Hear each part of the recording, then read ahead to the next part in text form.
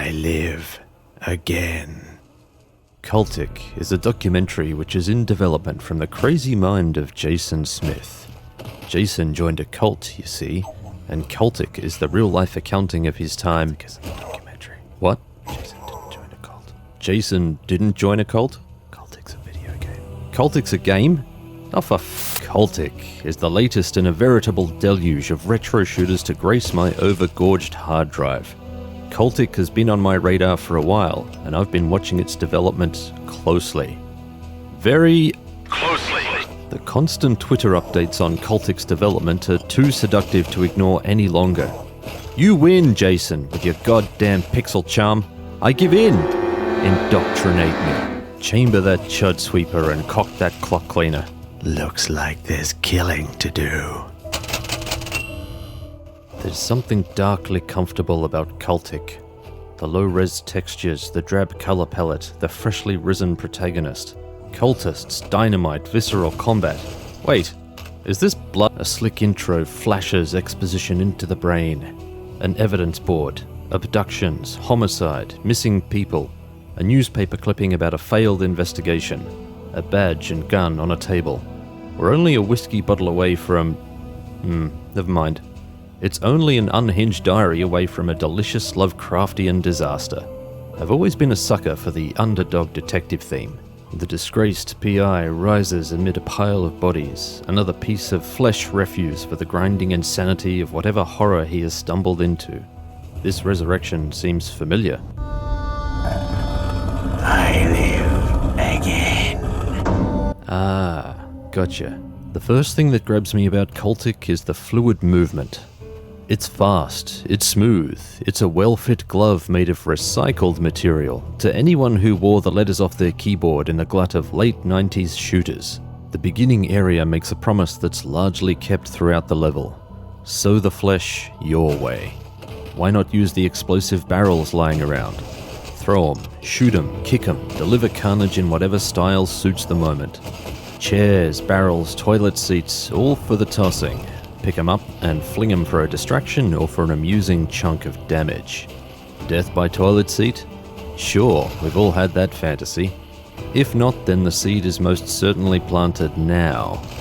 Play isn't limited to weapons, is my point, so get creative, dig deep, and enjoy the bag of tricks.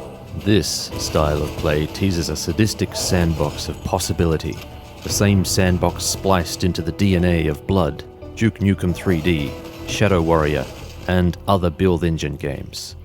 Cultic is really an anarchist's playground, and the player is encouraged to find their own solutions to this world's robe shortage. Cultic dares the player to dabble with fire because it has the tools to ground these dark desires. It ain't just about the killin', it's about doing it with panache. Cultic's weapons cement the era in which events unfold. A Mauser pistol, a lever-action rifle, a Sten SMG, a sawn-off shotgun, a grenade launcher, the mighty FG-42 rifle. God, I love this weapon. Dynamite and Molotov cocktails. All of them available in the demo with enough room to flex every single one. I'm largely a stealth player, and I scratch that itch against Cultic like a tree-twerking bear. Stealth isn't sustained, but is a satisfying precursor to the run-and-gun combat of some sections. Take this section, which is split into two paths. I took the high road, which bypassed a highway of murder below. I doubled back to clear the area with old-fashioned wet work, able to get the drop on these funky monks. Some areas are like this, providing multiple approaches to a problem, and I hope this design is reflected in the rest of Cultic's levels. Jib kills are rewarded with a slow-mo effect, allowing a moment's reflection on what the Fountain of Jibs used to resemble. Cultic's theme is darker than its build engine influences, but the tongue-in-cheek humor still pokes through. Not medium rare, never overdone, just enough to provide a chuckle between the flow of carnage. There are plenty of secrets tucked into the demo level, and if the rest of the levels hold the same standard of design, then we're in for a tenderized meat treat. Cultic makes great use of three-dimensional space, which made me pause to explore each area thoroughly. hunting for hidden vents, cracks, or other tells that hidden goodies might be around. Is it just me, or are we seeing a lot of this solid map design seeping into retro shooters? I enjoy the logic of this style of secret hunting over the more arcane bullshit some games try to pull. If there's a blocked door or a room that can't be reached, there's another way in, and the hunt for it will be worth the effort. Cultic has an upgrade system, which is a surprising yet not unwelcome nod to modern game design. The player finds weapon parts throughout the level, which can then be taken to the workbench to upgrade the arsenal. Upgrades are nothing drastic. The usual suspects are present and accounted for. Increased clip size, higher damage, reduced reload time, greater explosion radius. I like this system. It's light and non-intrusive, but continues pushing the player toward brutal fighting efficiency. There's a section where Cultic dips into the murky horror pool. Hell yeah, I'm on board to see more of this. These are the sections which will define Cultic's personality and distinguish it from its peer titles. I'm not saying there's anything wrong with blood, far from it, and I wouldn't be unhappy if Cultic were touted as the 2.0 we should have had. But there's too much love in Cultic to allow it to slide cheaply on the coattails of its forebears. Scraps of world building season the level. Notes threaded through typewriters. Bodies piled into tray tops. A guard taking refuge atop a guard tower and hoping that the wave of madness will pass him by. Now, I'm gonna do the storyteller thing and ask for more of this. I love diaries and scraps of paper and hints at the hysteria driving this Cultic fever. I believe that the protagonist has more substance to him than first impressions might imply, and I'd love to see his story unfold throughout his blood-soaked passage. I could be reading too much into this. I could be reading too much. I could be reading. What am I doing with my life? I'm a metalhead through and through, but it seems like every retro shooter is throwing lead to driving metal anthems which are fit to ride the apocalypse to. Cultic's music draws themes from elsewhere, and it's refreshing.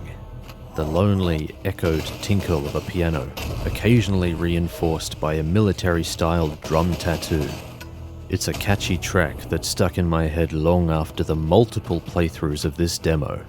It has a mysterious, vaguely sinister tone which I adore, and my ear flaps would welcome more like this. Cultic is clearly going for the retro shooter aesthetic, but there's more at play than stylized pixels and a muddy color scheme. A dithering effect dots the environment, most noticeable on lighter textures and the clouds gusting across the moonlit sky. Color is subdued and smeared in broad strokes. It all lends the appearance of an old Ben-Day dotted comic book, a styled theme which fits Cultic's era. Bands of color streak through the environment, highlighting points of interest and breaking the mush of pixelation. It's a clever way to add depth and reveal sightlines which make things easier to spot and are prettier on the eye. Attention to details like this reassure me that Cultic is in expert hands.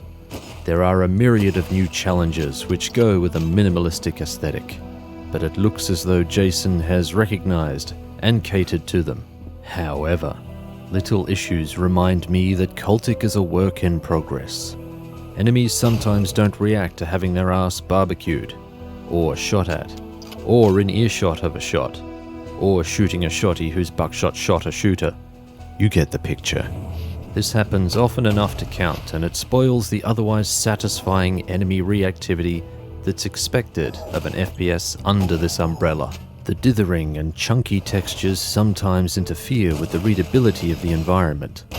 It can be hard to spot the funky monks amidst the brown-grey morass, and parts of the environment bleed into each other at a distance. This is mostly an issue of adjustment, and it doesn't take long to pick up what the visual design is putting down. I've played through the demo 4 times now on increasingly harder difficulties, finding all the secrets and poking through all the weapon upgrades. This lone level of body pits, highways, and caves had enough legs for 4 playthroughs, and I'm considering a 5th.